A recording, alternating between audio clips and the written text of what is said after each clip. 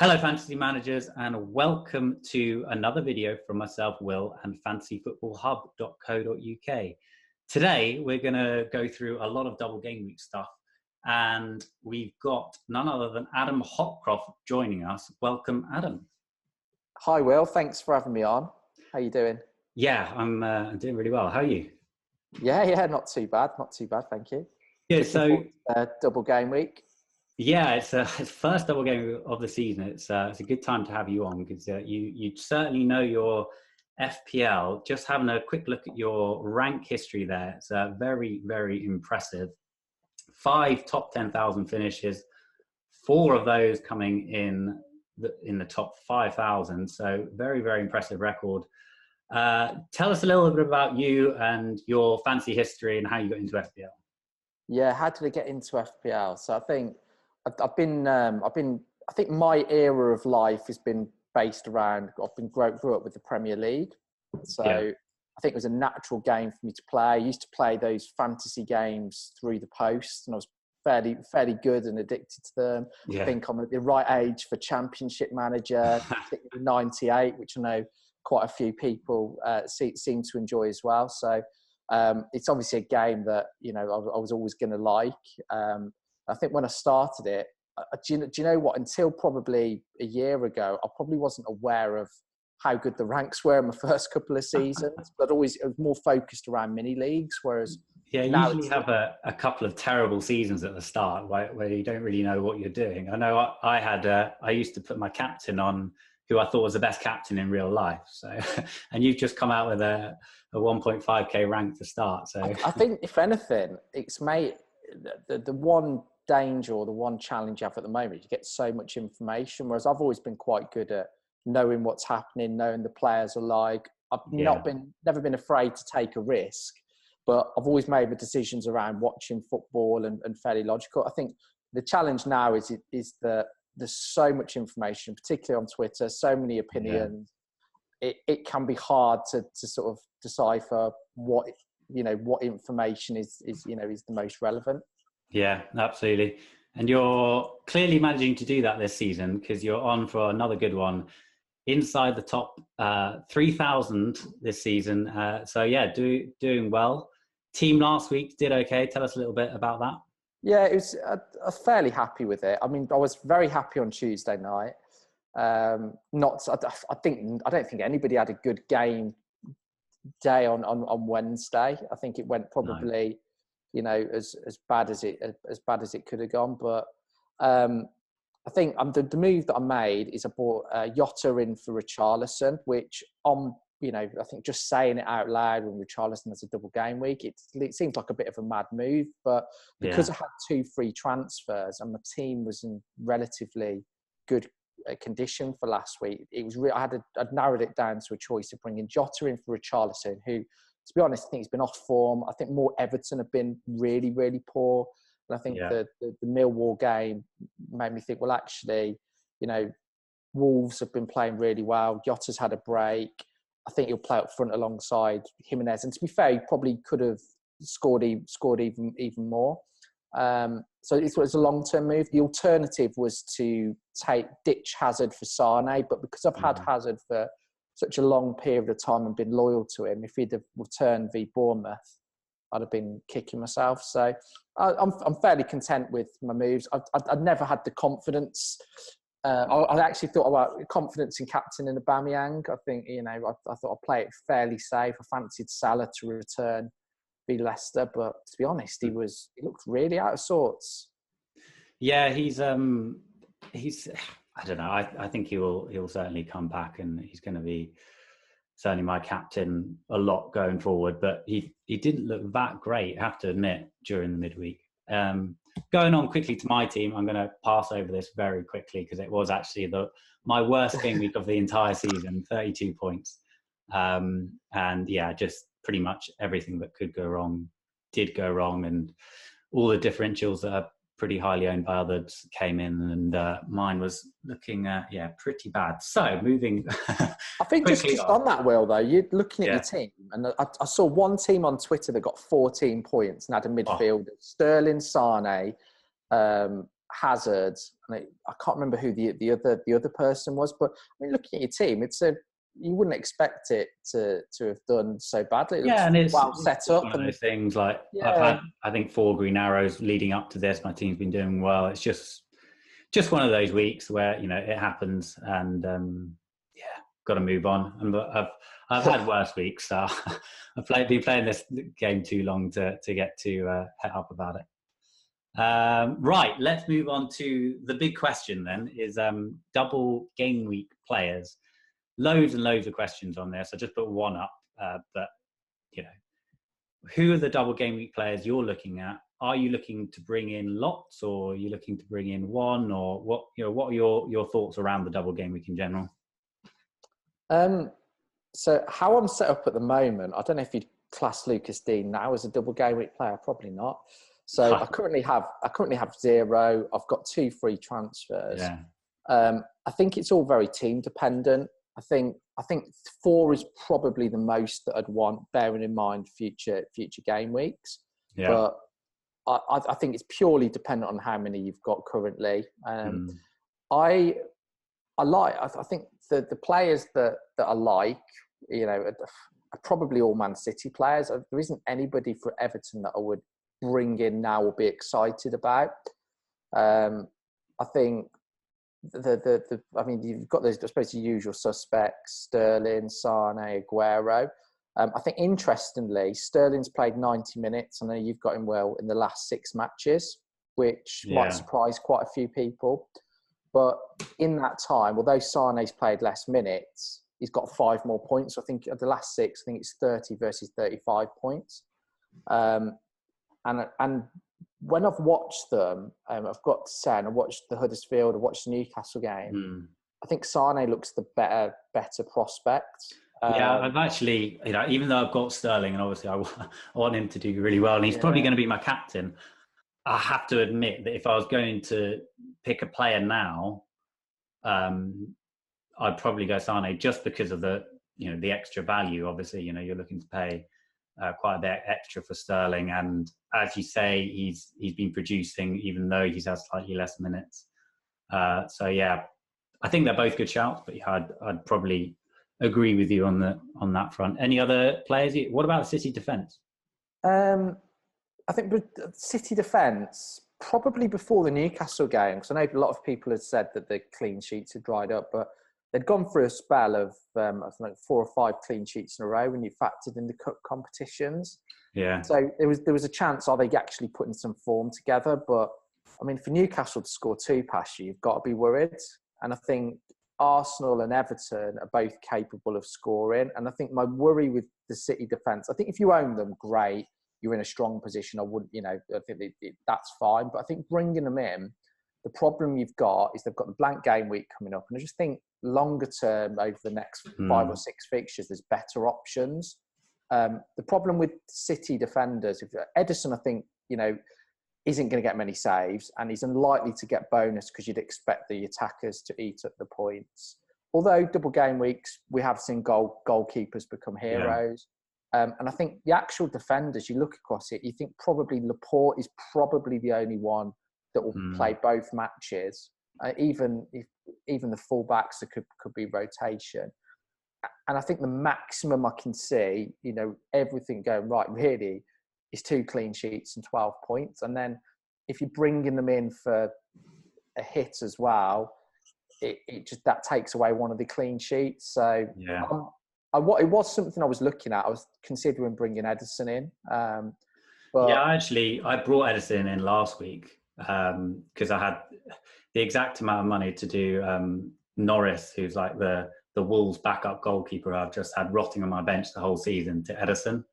Yeah, well, I bring him in that week because I was gonna do it this week, and I quite like having goalkeepers for double game weeks because I can play Ederson in the double, and then I got Fabianski obviously for the blank. So it's not one of those positions where you have to have a goalie on the bench. So I quite liked Ederson. Obviously, he's not getting. He doesn't get the save points, and there's a small chance he's picked up an injury actually. So if you are thinking of getting him, make sure you check the press. Oh, okay. I wasn't. Do you know? I wasn't aware of that. I haven't been checked Twitter Yes. today. You know what? Both are saying goalkeepers are pretty reliable and they're easy subs and stuff. But both Edison and Fabianski are both doubts at the moment. Yeah, My hunch is that they'll both play, but it's one to keep an eye on for sure. All right, then moving on to. I think the only other person that I might consider we haven't talked about is Aguero. Yeah, and I was an outright no at the start of the week, but I think the Liverpool result really means that City need to go for it. And I think if you've got a Aubameyang and you set up like this, it could be worth doing. So I expect Aubameyang to get 2 points away at the Etihad, realistically. If you look at how he's typically done, I think that's fair. Yeah. So if you bring in Aguero, even if it's for a hit, if he gets a goal, you're probably level. So it's then if he can do anything, even if he has a sub appearance versus Everton, he's capable of scoring. So I think he's done all right. So over the last 6, and bear in mind that was coincided when he came back from injury, he's got 30 points as well, so the same as Sterling. Yeah, and he's played less quite good, minutes. isn't he? Because he unlike Salah, he manages to sort of rack up a few bonus points as well, which exactly, is pretty decent. And if you get 4 bonus points over 2 games of a double game week, and he's your captain, that's an extra 8 points. So. Didn't he have a goal disallowed against Newcastle as well? Was that Aguero? Yeah. So I mean, could have easily, and I missed the first half, so I think that was quite contentious. So could have easily have had a couple. So I think he's worth consideration, and depending on injuries, and the team news, because there's quite a few players who are doubt, it could be someone I consider. Yeah. All right, moving on then. Couple of questions here, and I've got both of these on my team, so I'll be listening to your answer very closely. Digne and Alonso replacements. Who would you go for there? I think firstly, let's look at Alonso. I think he might start again against Huddersfield, bearing in mind the result the other night. I mean, it's not going to have helped Emerson. If anything, Alonso is probably the player who's come out with most credit, given that result and the reaction of Sarri afterwards. So, for this week, Huddersfield at home is probably as good a fixture as you're going to get. It could be worth keeping. I think he may bring Alonso back in. I think at the price point he's at, if you were looking at like for like, there aren't loads of options. You could look at Mendy, but I just think with the injury, he's not going to play. What about Trippier? No, not for me. I just think with Spurs, I just think the rotation, and there's been matches that he's missed, and I think got a lot of fixtures coming up as well, haven't they? Yeah, exactly. So I wouldn't look there. I think you could possibly double up on Liverpool with Van Dijk if you haven't got Robertson. I think if you haven't got Robertson, he's the person. I think he's one of, if not the best player in the game. I think for Lucas Dean, I would look at. I think you've got a bit. I think it depends firstly on your bench players, because when you look at alternatives, there aren't loads of defenders standing out at the moment for me. I think Doherty and Johnny at Wolves, the match the other night, they both look really, really good. And I think if you haven't got either of them, I think Doherty I would go for if you've got the money. But I think Johnny's a very good alternative because he's nearly $1 million cheaper. And I really like Johnny. He's been on my watch list for a while. Yeah. Well, he was unlucky not to score the other night. So I think that could be an option. I think also as well, I think the Palace defenders. So I wouldn't be afraid of playing Wan-Bissaka. And also Patrick Van Aanholt. They'd be the ones that I would look at. And I think worst case, most teams play 3 defenders. I think, and a lot of people will have the likes of Wan-Bissaka as a bench player. So I'd probably hold off making a move if you've got the likes of Doherty and Wan-Bissaka. Give them a go, personally. Yeah, I've got both Alonso and Digne, so I'm not sure at the moment. The players that I'm potentially considering is you've got Keane at Everton. He's he's got the double game week, and I probably wouldn't be looking at him unless it was an obvious. They did have the double game week, and I probably need to get rid of Dina because I'm struggling otherwise. Also looked a little bit at Shaw and also Kolasinac. Yeah. But Kolasinac obviously got a bad fixture this week against City away, but after that they got a decent run. So yeah, those are players I'm looking at. I'm not close to making a decision, but it's tough, really, isn't it? I mean, there isn't really a standout option at that price point, unless, of course, you haven't got Doherty, or potentially, or Liverpool defence is probably the way to go, really. But I'm tripled up on Liverpool, and so I think quite a few people are already. Yeah, I'd agree with you. There's not many standout options. I'd possibly wait it out because I think in a couple of weeks as well, Leicester's fixtures turn quite nicely. So do Newcastle's. Yeah. So, there's a few options for Lascelles and Pereira, Maguire. So there's some good options there. Yeah, I was looking through some of the attacking stats for defenders, and Pereira's he's smashing them all. So I think he's going to be a big one to bring in probably after the blank game week. Did you watch the Liverpool-Leicester game last night? I didn't actually. I missed that. So I think from watching the game, you could make a case for Chilwell, Pereira, or Maguire. To be honest, really, yeah. I think Maguire looked very threatening, possibly lucky not to be sent off. But I think he looks. They all look very good attacking wise. So I think that they could be options in a few weeks. But for me, they've got a really nice run of fixtures towards the end of the season, haven't they? Not for a couple of weeks, but after that. And they don't blank, do they? In exactly. the FA Cup blank week. So ones to watch. All right then. So last question from the community is: obviously everyone's talking about double game weeks. What about single game weeks players? And are we missing a trick by not going with the likes of Son and Brooks? So if we're looking just at game week 25, well, I think you've got to. I posted something this morning. You've got to treat it as really, I think, a block of 3 game weeks, so 25 to 27. I think other than Brighton and Chelsea, who play twice, everybody else plays 3 times, and you can run the risk of taking too many -4s, which sort of negates some of the goals or clean sheets that you get. Yeah. So you've got Son on the screen. For me, he looks great, and I think he'll be someone I'll be looking at, particularly if Pogba is injured. I think nobody seems to know on that. Even the great Ben Dinnery hasn't been able to verify anything concrete. So I think it'll be interesting on that, because I think Son playing as a forward for Spurs, 3 great fixtures in a row with Leicester, Newcastle, and Burnley could be a really solid option.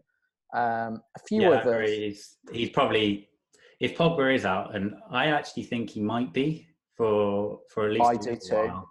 I do too. Then I probably will be looking at Son, even possibly over Sane, as just because him in that Spurs team playing up top. They got some really nice fixtures, and obviously they haven't got the blank there, so it's I think that's a sense. I would do the same in your position, and I'm probably looking at, if Pogba is out, I'd look at Son and either Sterling or Sane, because I've got in for Hazard and Pogba. So I think that's a good move. I think a few others to consider, and I think if you're looking over that period of 3 game weeks, I've brought him in. I'm a big fan of Diogo Jota, and I think Wolves at the moment, they've moved to a 3-5-2, and they've brought Dendoncker into the centre of the park, which on the face of it looks like a defensive move. It isn't at all. They're winning the ball back quicker. They absolutely demolished West Ham the other night. It was, sorry West Ham fans, but it was a really, really good performance. Yeah. I'm a Villa fan, and do you know what? the way Wolves are playing, I'm starting to get a bit of I don't know if it's Raul Jimenez. I'm starting to get a bit of a soft spot for them. So I think the fancy football. I know, yeah. Who'd have thought it? Yeah. So, but I think the way that they're playing, I think the likes of Doherty, Johnny, Jimenez, and Jota are all very good options.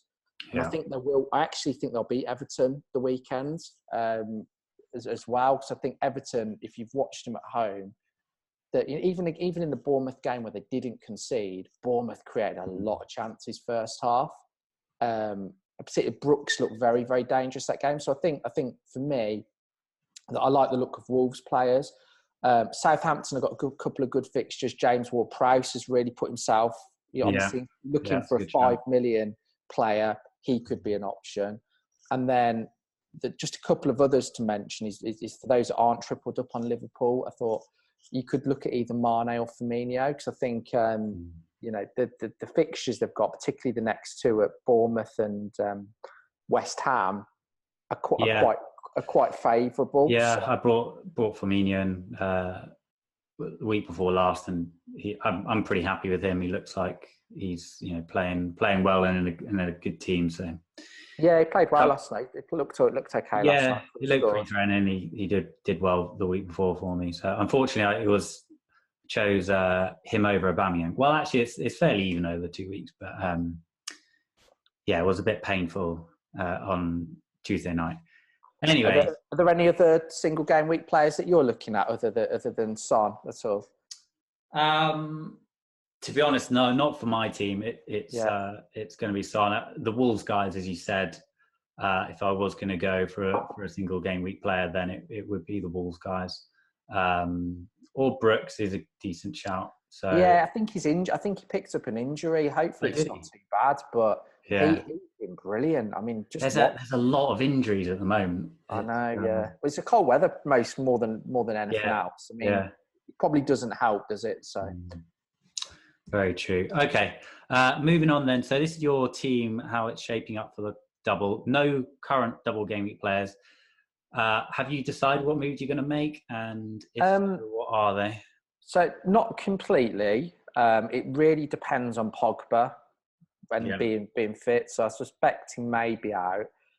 Even though I bought him quite early, I've got no issues selling him, because if he's out for a couple of games, the game after is Liverpool, and I'd rather have a player that's not in that fixture, because otherwise game week 27 I'm going to be fully loaded on that. So at the moment, assuming Pogba is out, I'd possibly look to do Pogba and Hazard to Son and either Sterling or Sane. Undecided yet on the two. Probably Sane, just because it gives me the flexibility later on. Oh, would you go for the captain on Sane, I presume? Yeah, I think so. Not triple captain. I will captain Sane. I could be tempted if Pogba is fit, even though my defence looks a little bit ropey at the moment. And hopefully Alexander-Arnold will be back. I suspect he's more likely to be the game after. But what I might do is stick with that, because I've looked at the games afterwards, and Trent will be back. Dean has got Watford away. Bennett, I may swap for another Wolves defender, but I'm not going to do it this week. Do you think you'll probably hold Dean then? For the whole of his. I'll keep him for. Do you know what? Possibly. I think I'll probably hold him till at least 27, and I've got my eye on the Leicester players for that game week. So I may bring in a Leicester player at that point. The other move I may do is, I talked about it earlier, is I might bring Aguero in for Aubameyang. I just don't think Aubameyang's going to score at City. He could easily run out and get a hat trick, and you wouldn't be surprised, would you? Well, he's got an incredible home record. You'd suspect he will start the Arsenal game, and I really regretted earlier in the season. I pretty much said that Aubameyang isn't going to score against Liverpool. I should bench him. And a lot of people were like, well, you're going to bench an £11 million player, but it would have been the right decision to do based on that particular game week for me. And I haven't got the luxury of being able to do it this game week, but I think I may move him to to Aguero and have a little bit more. It gives me a bit more fun for the double game week as well. I've looked at it. If I take a 4-point hit this week, I only go down about 500 places, which, I'm not going to expect anything from Aubameyang this week. And even the Huddersfield away fixture, I don't think he'll run right on that. I think it's the two of the home games against. Yeah, Huddersfield, they've got a fairly decent defence, considering they're bottom of the league. So yeah, I think that I like the look of that move. To be honest, I like the look of Aguero, Sané, and Son. Obviously, look great shouts as well. I think those are probably the three main targets, and possibly Sterling as well. Yeah, like I say, I think I've looked at it the weeks afterwards. I'm set up okay then, so I'm quite happy with that. So there's mine then. I'm probably looking at obviously it depends on the Pogba situation, but looking at potentially Pogba to Son, and I'm going to monitor Alonso. I really want to keep him, but it's going to be between him and Dina that's probably going to make way, because I'm looking a bit threadbare on my bench otherwise. With Camarasa, I'm hoping he's going to be fit, because he might missed the Arsenal game, didn't he? Yeah. So I just need to monitor all the press conferences really, and kind of go from there. But yeah, the players I'm looking at are Son, possibly Keane from Everton, just to go for the double up. But I think they're going to struggle. Have you looked at Zuma at all? Because if you sort Everton by form, Zuma's I think got a goal and assist in the last few. I did look at him, but Keane's, I think, I could be wrong about this, but Keane looks, in terms of the numbers, he's slightly more threatening. And he did, I think he picked up 3 bonus. Against Huddersfield. Huddersfield. So he's got a good chance of that as well. I might go that route. I'm a bit unsure at the moment though. So we'll have to wait and see. Again, it's playing it by ear really with those press conferences, and the whole Pogba situation is kind of key to it all. But Sané and Son are probably. I've only got one free transfer. I'm just going to hope Ederson. I'm sure Ederson and Fabianski won't be injured. You'd be very unlucky if that was the case. Okay, so we talked a little bit about captaincy. I'm probably going to whack it on Sterling. I'm not going to go for the triple captaincy. But I was a bit surprised by this poll, actually. I thought it'd be more Aguero. But obviously there's a lot of Sané owners out there. Yeah, well, I think a lot of people feel that it would be quite, natural for Pep to start Jesus in the middle game away at Everton. Yeah, I think that's what a lot of people are thinking. But then I think even last night he had Aguero and Jesus on the pitch at the same time. So he's very difficult to predict. So I think you've almost got a statement of the year, isn't it? Yeah, so I actually think having 2 of Sané, Aguero, and Sterling, and just hoping for the best is probably the answer. Yeah. Would you consider any other City mids like De Bruyne or David Silva or? Yeah, I think Bernardo Silva. Just it's tough knowing which ones, isn't it? I think Bernardo Silva. There's a few people have mentioned he may play both games, but it's just more that I don't see him being involved as many goals as the other players you mentioned. I think David Silva could be a good option, but Sané's only a little bit more. And when you watch the matches, I think the front 3 are probably the ones that I'd be looking at. I mean, De Bruyne could be a good shout, but I think he would be... It's a bit of a risk, though, coming back from injury. Yeah, exactly. Yeah. Okay, we've come to the end now, so I'm just going to finish off with a little plug for these 2 brilliant planners, one from Ben Crellin, one from Jossy. I've been using these. They are very, very good planners. They just help you navigate the blanks and doubles. Have you had a chance to use any of these, Adam?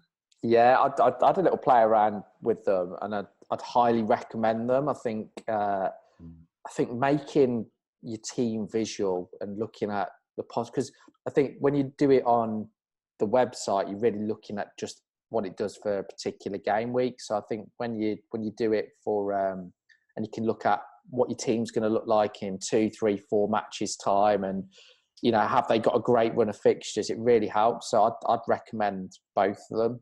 Yeah, it's a great really reason to sign just up. to I be able would to say. visualize it all, and yeah, I didn't. I'll slip you the tenner later, mate. Yeah. But yeah, no, they are both very good, and yeah, they just help you visualize it all. So I'll put a link to both of them in the descriptions. But otherwise, thank you very much for joining us, Adam. And if you guys enjoyed the video, hit the like button, hit the subscribe button, leave a comment below, and I'll try my very best to get back to you. But yeah, it's been a pleasure having you on, Adam, and hopefully we might have a chance to have you on again in the future. Yeah, no, absolutely. Thank you, Will. Yeah. All right. It's a bye from me. Bye. Bye.